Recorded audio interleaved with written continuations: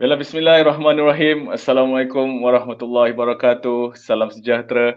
Apa khabar bagi anda yang berada di luar sana yang mengikuti secara langsung siaran yang dibawakan oleh laman page UUM Press pada hari ini. Terima kasih kepada anda yang sudi bersama kami meluangkan masa di tengah hari ini untuk dalam satu sesi yang sangat istimewa pada tengah hari ini, iaitu resensi buku dengan buku bertajuk Putera Raja di Bumi Sintok dengan tetamu yang akan kami bawakan secara langsung khas untuk anda. Pada hari ini tajuk buku yang akan kita kupas ataupun yang akan kita ulas dengan lebih lanjut adalah Putera Raja di Bumi Sintok. Untuk itu saya dengan hormatnya mempersilakan tetamu kita yang tidak asing lagi, Dr. Muhammad Kasri Saidun selaku pengarah Muzium Pengurusan UUM. Assalamualaikum Doktor. Waalaikumsalam warahmatullahi. Bersama dengan Dr. Muhammad Kasri sebenarnya Profesor Mahdi Dr. Ram Al-Jafri. Assalamualaikum Dr. Ram. Waalaikumsalam warahmatullahi. Bob okey ya? Alhamdulillah. Terima kasih Dr. Assalamualaikum Rabbi Yasin wa la tu'asir tammin bil khair. Tuan-tuan dan puan-puan semua, saya sebelum ni ada menulislah buku-buku sejarah dari berbagai sudut. Tapi pengalaman saya menulis buku biografi Putera Raja di Bumi Sintok ni bersama Datuk Bashawir, Prof. Madya, Dr. Ram, merupakan satu perkara yang sangat menarik bagi saya kerana kadang-kadang saya suka buat kerja macam P. Ramlee. P. Ramlee dia suka buat kerja bila adanya sesuatu tekanan, maka sesuatu yang dapat diberi penumpuan dan terhasil. Jadi kami kena menyiapkan buku ni dalam tempoh yang tak begitu lama, dan saya dan Ram dan Datuk apa semua kami all out untuk memberi 10 tumpuan untuk menghasilkan buku ni. Bagi saya penghasilan buku ini mengisahkan tentang tuanku kita di Bumi Sintok ni sangat memberi makna. Yang pertama kerana of course lah tuanku adalah Chancellor kita dan kita bangga dengan dia, dengan tuanku lah kan. Yang kedua, tradisi memimpin negara ini dia adalah sesuatu yang berterusan bagi negeri Kedah ini. Dan kita lebih bangga apabila kawasan Sintok ni dulunya kawasan yang bergolak dengan ancaman keselamatan. Kalau kita lihat balik pada sejarah Sintok, kita mendapati bahawa kawasan ini penuh dengan gelora keselamatannya yang tersendiri. Ancaman, pembunuhan, ambush, tembak, letup, segala-galanya ada di sini. Dan lebih seronok bagi kita menulis tadi sebab watak menjaga keselamatan ini adalah salah seorangnya adalah tuanku kita sendiri. Dalam bahasa yang lebih mudah, iaitu di mana kita berdiri sekarang. Saya sekarang berdiri di pejabat UUM Press. Pejabat saya muzium yang jaraknya mungkin serlung lebih.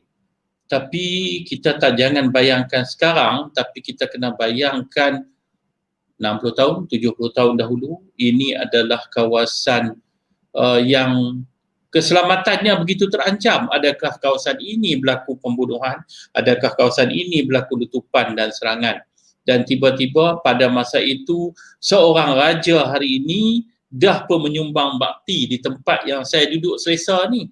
Yang saya duduk ada aircon, ada semua selesa ini. Berarti tuanku Chancellor saya dah merasa perit kepayahan keselamatan pada masa itu. Yang ini yang menyebabkan saya begitu teruja untuk menulis.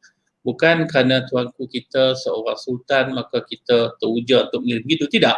Tetapi pengalaman yang ada pada baginda, peranan baginda ketika itu dan bagi dia bersama kita dan ruang bercerita itu ada, ini akan menjadikan sesuatu yang bagi saya menarik lah Bob. Ya, gitu dalam pendapat saya.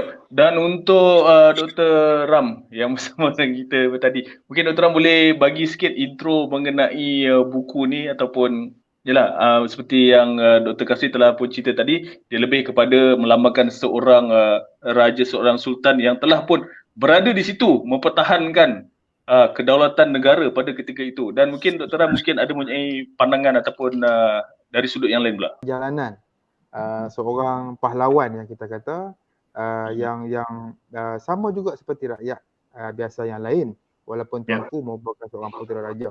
Jadi itu yang menjadi satu motivasi kepada kami, walaupun dalam tempoh 2 bulan kami bermula daripada kosong semula, sebab draft yang pertama tu belum mencapai tahap yang ditetapkan ataupun tahap yang dikendaki oleh pejabat Kebawah Duli Yang Maha Mulia Tuanku. Jadi kami terpaksa menghasilkan satu manuskrip yang lain terus daripada yang asal.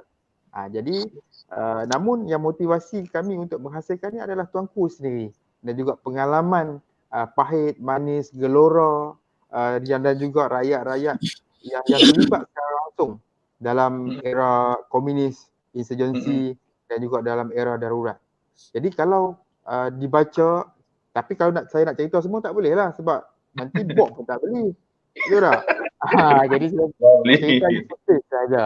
Yang menarik, saya ingat buku ni sangat menarik seperti yang saya tegaskan tadi, seluruh rakyat negeri Kedah khususnya dan juga amnya seluruh rakyat Malaysia perlu memiliki senaskah yang harganya saya ingat lebih kurang dalam RM180 sahaja, yang mana yang mengandungi suka duka, cerita, pengalaman pahit manis, bukan sahaja pejuang-pejuang negara yang terlibat dalam membebaskan negara kita dalam cengkaman komunis, tetapi juga kita dapat melihat betapa perjuangan untuk memerdekakan negara ni bukanlah sesuatu yang mudah, yang dapat dikecapi dalam keadaan yang selesa dan sebagainya.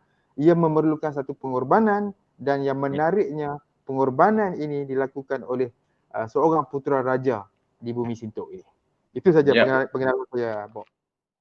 Jadi mungkin saya nak tanya sikit Dr. Ram, proses semasa menghasilkan buku ni. Dan seperti kita tahu, buku mengenai kisah-kisah diraja ni, kisah-kisah istana ni bukanlah sesuatu yang mudah untuk kita hasilkan. Dari segi bahasanya, dari segi protokolnya, dari segi faktanya. Rasa itu adalah cabaran yang dihadapi oleh Dr. Ram, Dr. Kasri sendiri untuk bagaimana nak menepati protokol ataupun menepati kandungan yang sewajarnya untuk buku kategori istana begini, Dr. Ram. Mungkin boleh terangkan, boleh ceritakan sikit, Dr. Ram. Proses kita buat ni, selain daripada kita mengadakan interview ataupun temu bual bersama Kebawah Duli Yang Maha Mulia Tuanku Sultan sendiri, kita juga mendapat berkenan untuk menembual Kebawah Duli Yang Maha Mulia Tuanku Sultanah. Kemudian pihak yang mengesahkan ni secara umumnya kita boleh katakan bahawa di pihak tentera juga kita sangat dibantu oleh Tan Sri Panglima Muhammad Azumi yang merupakan rakan karib Kebawah Duli Yang Maha Mulia Tuanku semasa dalam perkhidmatan tentera.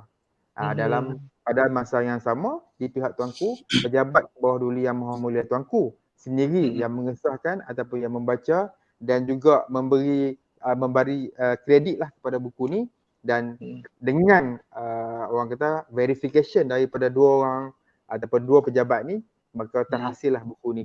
Dan dalam masa yang sama juga, kita juga dalam satu kajian kita dari segi validity-nya, dari segi reliability-nya kita sangat-sangat jaga. Setiap interview yang kita buat bersama dengan rakan-rakan Kebawah Duli Yang Maha Mulia Tuanku, kita verify, kita kebetulan salah seorang penulis kita, Dr. Kasri, adalah seorang yang ahli dalam bidang sejarah. Dia sendiri juga boleh verify, dan dalam masa yang sama kita buat cross check dengan beberapa orang pihak-pihak lain untuk mengesahkan fakta yang diceritakan dan sebagainya. Dan alhamdulillah, saya ingat dengan penghasilan buku ni, saya dimaklumkan Kebawah Duli Maha Mulia Tuanku pun sendiri sangat gembira dengan terhasilnya buku ni, dan alhamdulillah saya rasa mengharapkanlah buku ni mendapat ataupun menjadi satu sumbangan kecil UUM kepada bukan sahaja masyarakat di UUM tetapi juga